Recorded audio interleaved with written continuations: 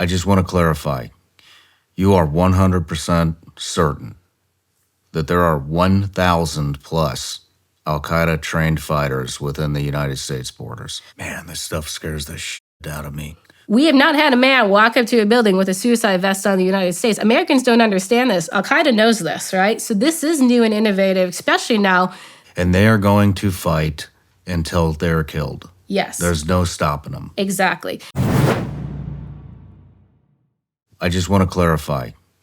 You are 100% certain that there are 1,000 plus Al-Qaeda trained fighters within the United States borders. Well, Al-Qaeda says they trained and deployed 1,000 for this attack. First off, I think there's more than 1,000 Al-Qaeda members in the United States. But for the Homeland attack, that number is based on what Al-Qaeda is saying, so they could exaggerate it. However, they did have about 1,400 in the Hamas attack, so the number is not off from what they did in the first round of attacks. Is there any indication of what kind of attacks these are going to be? Actually, before we get into that, how old is this information? I mean, it's ongoing. So the training's already done, right? So all the training info is now old because they trained all the Homeland attackers, if that makes sense. So like next week, you're not going to get info of a Homeland attacker probably at a terrorist camp because it's already done. So all this has been in the last year. So it's been over a year. It's been a year. Because this was a continuation, so they planned October 7th first, and then they rolled into planning this after. Are we next, or is Europe next? I think the embassy attacks are next, in my opinion. What are they waiting for the embassies? I don't think they're waiting. I think it took time to train them. They've now approved them, and they've now moved into the operational stage. What about the U.S.? So the U.S., from what we've seen, I told you about the camps, right? That there's the advanced urban warfare. So we think it's going to look like October 7th, but it's actually based on, and October 7th was probably also based on it. It's based on the Mumbai attacks that occurred 15 years ago in Delhi, India. And we believe this for multiple reasons. What happened there? Before we dig into that. Yeah, we talked about this, I think it was my first episode. It was basically a terrorist group, Lashkar-e-Taiba. They did a number, it's called swarming attacks. They did a number of attacks into Delhi, at a hotel, the Taj Mahal, I believe it was called, at like basically the train station, etc. The interesting thing about it, and this is why they're going to employ it now, is those terrorists were given kind of like latitude. One, they could change the location they were attacking, and they could change the modus operandi they were using. So for example, when they went into the train station, it was supposed to be a bombing. When they got in there, they said, wow, we can kill more people just shooting them than putting the bomb together, and they shot them. Another thing that they did is in real time, information was being passed to them. So when they were in the Taj Mahal, they were being told what was on the press and what the police were doing, and they changed basically some of their movements in the hotel to make the attack last longer, okay? So this is the part that's going to be different, right? So Al-Qaeda always wants to innovate when it does its next attack, right? So I've already told you about the innovation of the suicide vests. Well, do you know we really haven't had a suicide bombing in the United States ever? There's the Nashville guy who did the strange, blew himself up in the car early in the morning when no one was around. That's kind of it. The AT&T building? Yep.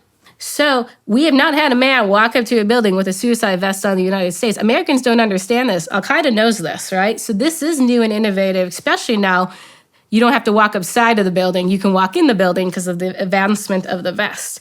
The other thing is, in the United States, we haven't had Fideian attackers. Do you know what this is? I mean, you'll know when I explain it. If you fought in, like, I don't know, Ramadi, Fallujah, you've seen these. So the concept is the terrorist fights to the death. So he's not exactly a suicide bomber, but he will fight till either all of us are dead or all of his people are dead, right? So this can go on for multiple days, like the plan was for Mumbai, for example. So we think it's going to be a swarming attack, right? Multiple different attacks at one time across multiple cities. We think there will be suicide bombings just because some of the attackers went through suicide suicide bomber training and they have these vests, right? And then we think there's these Fideian attackers who will carry on until they're killed. The Fideian matters, right? I was watching, I want to say it was like 8 months ago. Let me just rephrase that. So these guys are trained, and we already overlaid the video of their training, and they are going to fight until they're killed. Yes. There's no stopping them. Exactly. And that matters, right? So I was watching this video and it was a suicide bombing in Kabul years ago. And it was the bomber blew up, okay? And then everyone starts moving in, the first responders move in, right? And then another guy walks in and blows up. We know this is a tactic, right? But if Americans don't understand this as a tactic and don't understand these attackers are going to fight to the death, think about that. So battle's going on, the attacker surrenders, right? He might have the suicide vest. You know, we let our guard down. That man came to die, right? He's going to fight till he dies or you dies. So we can't let our guards down. And they know our weakness, right? So we have to be very careful that we don't have more people die in these second and third order effects of not knowing their intent. What kind of places do you think they're going to target? So this is what's complicated. So Al-Qaeda's preference, as you can imagine, is symbols of the U.S. or anything that causes economic damage, right? So Capitol is a great symbol. Capitol was actually in, I think the Capitol is, a lot of people are targeting it, but the Capitol was in their propaganda just as 9/11 when they were memorializing 9/11, right? So the Capitol matters. I feel like bridges or any kind of public transportation always matters because it puts costs against us and it causes fear. But here's where it gets complicated. So remember, the terrorists might have their goal is they're going to attack the metro in DC, right? But remember, some of these terrorists are going to be ISIS. And remember, they can change location. So the ISIS guy might go down the metro and say, there's not many people down here. I'll kill 20, but there's a event going on. I'm going to go up there, right? And because ISIS is a little different. ISIS just wants mass casualty. So it's going to be interesting how it works with terrorists that came from different backgrounds and when they get choice. So some of these terrorist organizations are looking for very strategic stuff like U.S. Capitol, you know, basically U.S. governmental infrastructure and in elites. And then on the other hand, you have what I'm used to seeing when we were over there. They just look for the easiest, the easiest, biggest target because they want to kill the most amount of people in the quickest amount of time and get the most press out of it. Yep. And so that would lead me to believe universities, churches, stadiums, farmers markets, those type of things. How many people, how many fighters do you think we can expect in each attack?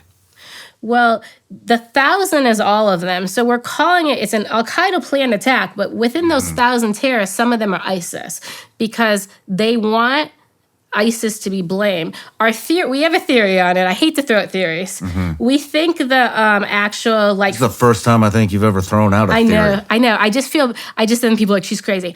I think the more of the fighter types are going to be ISIS because then if they're caught, then they talk, I'm ISIS. I think more of the suicide bombers are going to be Al-Qaeda. Will these attacks do you think these attacks will happen simultaneously throughout the United States? Or will they be one day here, next day here, another one over here next week? So they want them coordinated. I don't know if coordinated means all at the same time or if coordinated means we do it Monday, we do it Tuesday, we do it Wednesday, we do it Thursday, we do it Friday, just do 5 straight days. But they want it coordinated. What's coordinated mean? And the other argument we have, does coordinated also mean US and Europe at the same time? And is Europe all coordinated at the same time? So when they say coordinated, we don't know exactly what that means. So they could also be US and Europe at the same time, which is complicated. Do you think Europe will see mass casualties, or earlier you kind of mentioned that you think that the primary target in Europe is still U.S. embassies? No, that's for the wave. So remember, there's a wave of embassy attacks, but then there's this multi-coordinated attack. It's a completely separate wave of attacks. So they're going to get the same October 7th attack in Europe as we're getting in the US, as planned right now anyway. And they also, so 1,000 terrorists were supposedly trained for the US and deployed, and 1,000 were supposedly trained for the Europe attack and deployed. The embassy plots are completely different with completely different trained terrorists. Man, why haven't they hit yet? Because the training takes the time. So for they're Israel, here. They're here though. Supposedly, yeah. Okay, They got here. Let me ask, how long have they been here? I'm not sure, but if we just do math quick, okay? Israel, they trained 500 terrorists, right? They got a longer timeline, but they were planning to train 500 in 3 months, right? 2 months. So they were going to train 500 in 2 months for Israel. So for Israel, they did it really quick, but it would have been half-assed. They luckily ended up with a year and a half. But then remember, I told you they had to train 10,000 for Syria. And I think that gets completely ignored, okay? So they have this huge number, and we just saw what the effect of it, right? So the 10,000 for Syria, and some went to Iraq, became the priority. And then we think the homeland attackers were in there. And then that's training's done too, if that makes sense. So they are training for multiple phases at the same time. So it takes time to get through all the training. Man, this stuff scares the shit out of me. What do you think? Okay, you had mentioned earlier, we just got done talking about the significance of October 7th. How many other dates are there that it could potentially, if they're looking for that kind of, symbology or whatever you want to call it, how many dates are we looking at? Is it too many are there too many significant dates throughout the 20 years that we were over there? That we can't, we can't. Do you know what I'm trying to say? I know what you're saying. saying. How many dates are we looking at here? Yeah. Is it impossible? Is it 365? Is every day of the year after 20 years a potential date? Or are there some specific hard dates that you think that federal, state, local government should be looking at? Sure. Well, I think if we just talk about the October 7th investigation we actually discussed 3 dates. We discussed the significance of October 7th being the day we started Operation Enduring Freedom. Remember when I said they started training in August? They actually started training on August 7th. They chose August 7th because that was the anniversary of the Tanzania and Kenya embassy bombings, okay? So they did choose even a historic date to start training, okay? And then when you go to 9/11, the majority of Americans, I don't even think the majority of the U.S. government knows why 9/11 was chosen. You'll get these stupid theories. It was start of the school year, or 11 means Allah, or something like that. It comes from 9/11, 1922, and it was basically kind of, after the time of the British Mandate. And that was the first day they basically took a Westerner and said, this Westerner, and he ended up being a British and Jewish, you are in charge of kind of like this Palestinian type of mandate. And Al-Qaeda had cared about a date from 1922, and that's why they chose 9/11 to attack us. So no matter where you're watching Shawn Ryan Show from, if you get anything out of this, please like, comment, subscribe, and most importantly, share this everywhere you possibly can. And if you're feeling extra generous, please leave us a review on Apple and Spotify podcasts.